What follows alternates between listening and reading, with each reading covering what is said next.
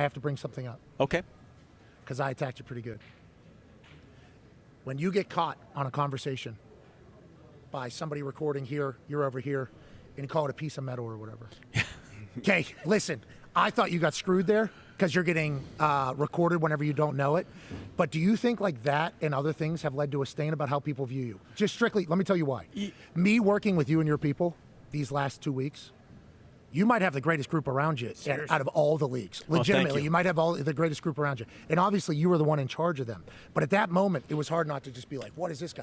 Did you learn anything from that moment? And did that moment deep down piss you off? Because it's like, how am I getting outed by people that are supposed to be my team there? Look, I think if you got one chance to turn the clock back and undo something, that would probably be the thing that I would undo. I did learn a couple of things from it. Number one, I'm a lawyer by training. You say things to defend a position. In this case, it was, what we had decided to do with respect to the Astros and that whole situation.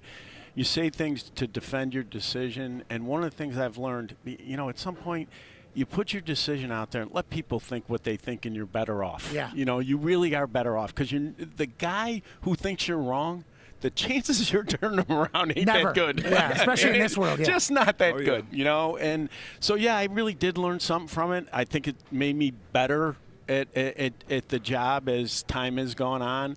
But, one of the great things about this job is you learn something every day. You kind of – and I think one of the reasons that you've had a positive experience with the people that work in baseball is I do think as an organization, even though we have the reputation of history and tradition, I do think the organization looks at the game every day and says, what should we be doing to make sure we're better? Well, I believe it. And just from what I've experienced, and I want to let you know, we were a part of that whole thing coming after you. I appreciate you addressing it, but I also appreciate you sitting in that batter's box, pun intended, and just continuing to go about it. Because you're in the fire, brother. You are in the fire.